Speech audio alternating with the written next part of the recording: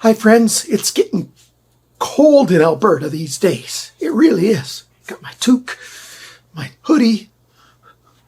Why do people in Saskatchewan call them bunny hugs? I don't understand. Today we're taking a look at the BOW RIVER by Spyderco. Yeah, fixed blade by Spyderco on a budget knife channel. Well, yeah, the thing's under $50 American and just a bit over $50 Canadian. It also comes in OD green and white on the handles. This is black and white G10. And with the OD green version, you can get satin finish, or I couldn't quite tell from the picture. It looks like black wash. For some weird reason, Spyderco's website only lists this one, not the OD green 2. So on White Mountain Knives, there's 3 of these, 3 prices. houseofknives.ca has a sale right now on this one, the black and white, for $52.99 Canadian. This one right now in White Mountain Knives is $42 American, minus 10% when you check out with coupon code CCE. White Mountain Knives CCE, 10% off. No, that's nothing to shake your head at. We got the classic Spyderco hole in the knife. It's a tiny bit upswept blade, full flat grind, fixed handle scales. They're not removable. There is a lanyard tube at the back. It's not a big knife. Comes with a leather sheath. It's got the belt loop there, so it hangs a little lower on the waist than a lot of fixed blades I review, which I really like. And it's easy just to switch it up and add a dangle on this if you want to. So if you're interested in finding out about this budget fixed blade on this cold October day, stick around. The video's coming in just a minute.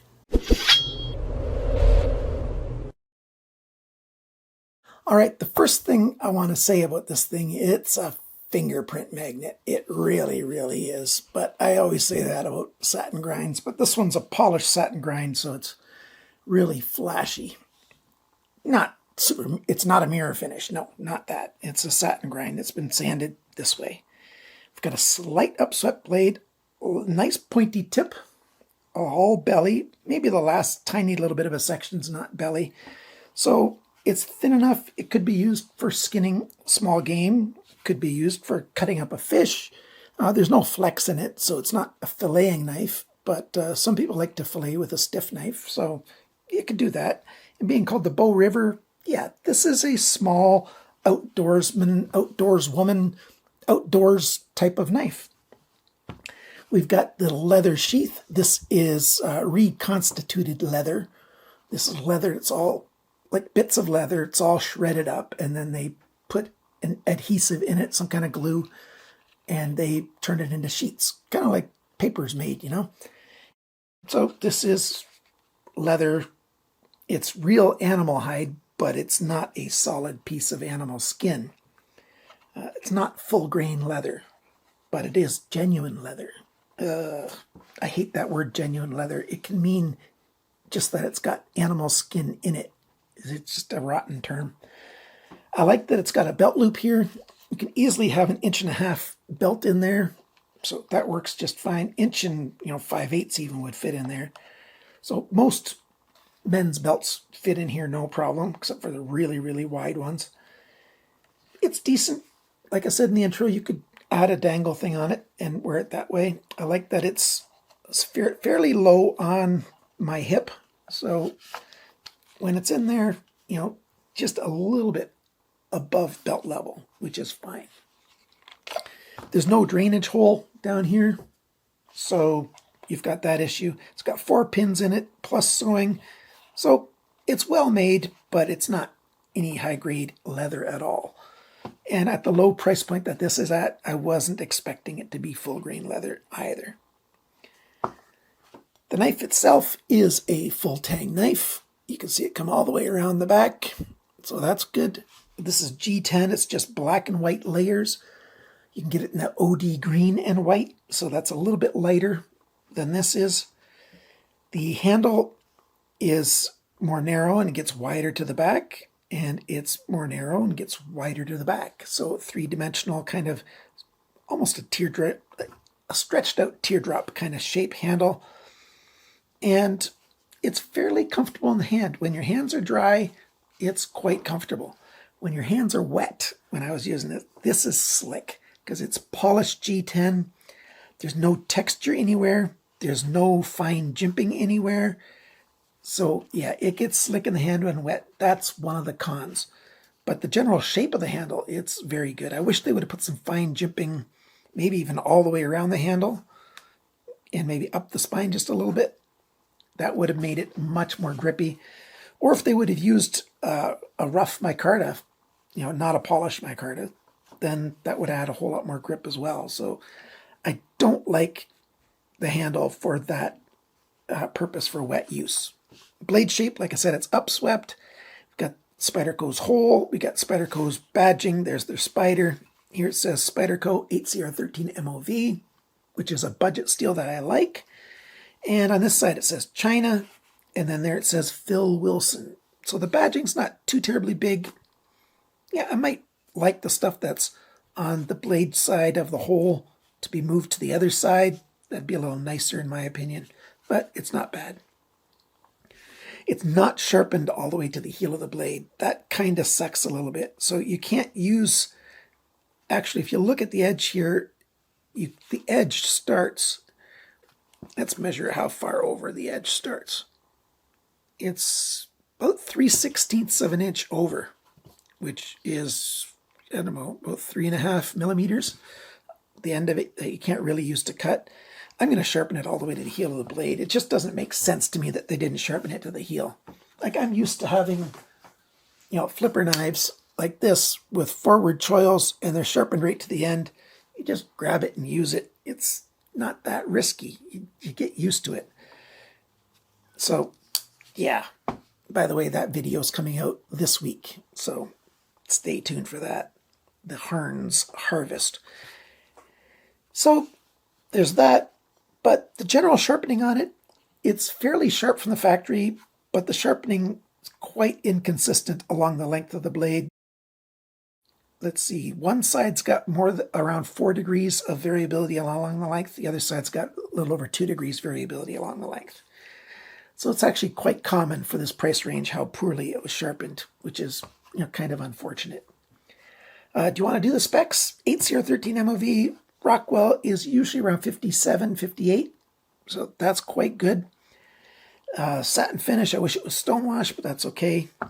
The weight of this knife is 111 grams, 3.9 ounces.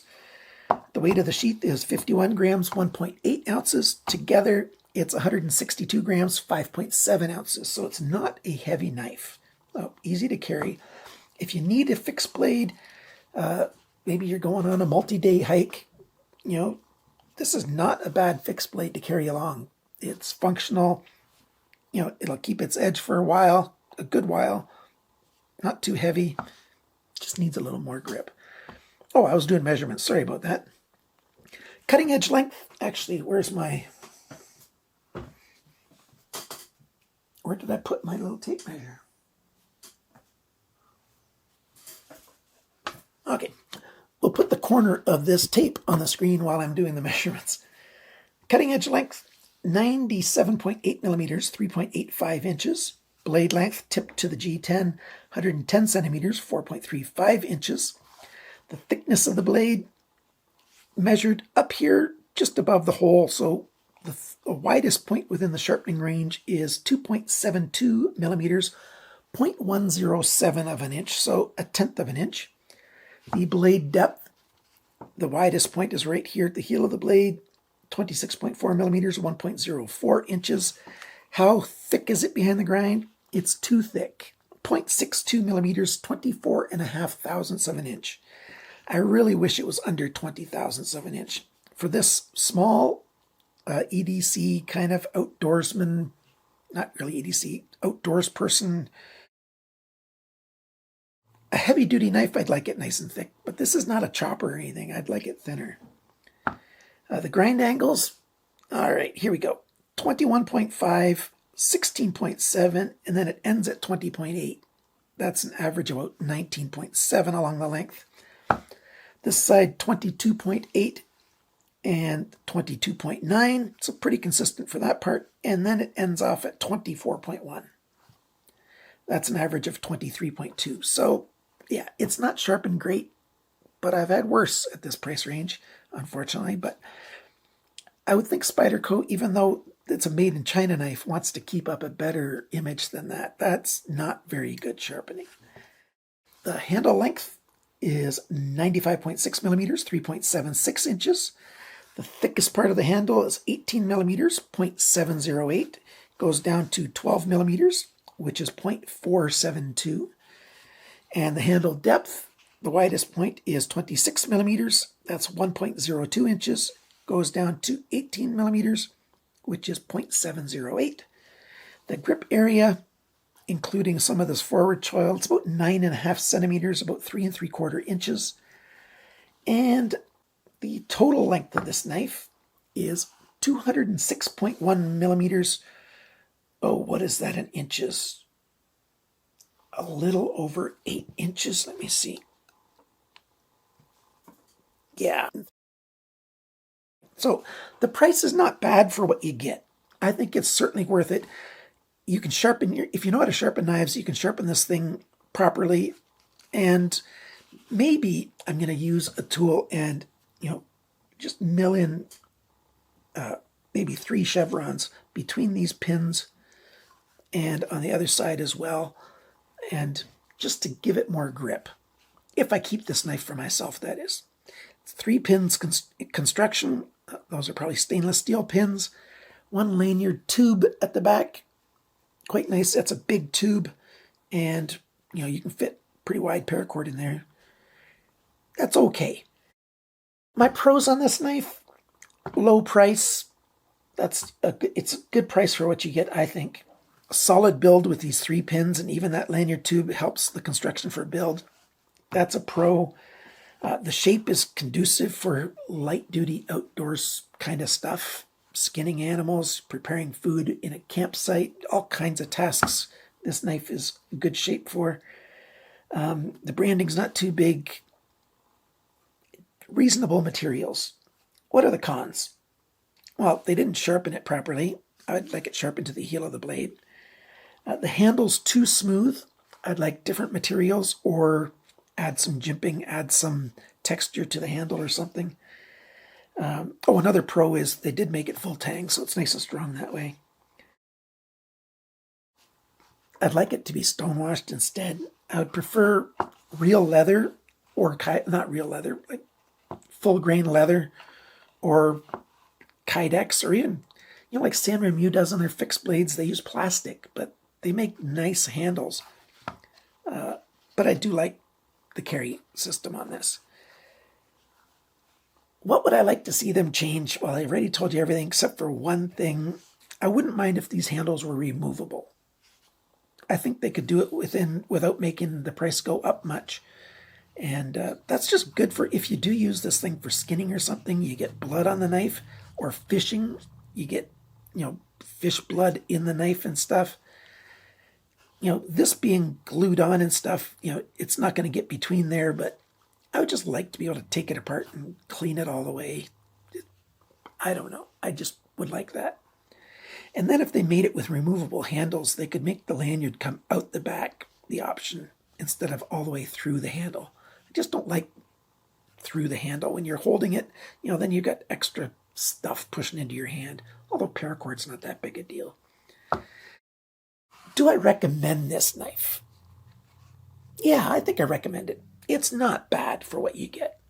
Certainly they could have done better, but for what you get, the price is not bad. I really like that they didn't go with 420 or 440, unless it was 440C, that'd be better.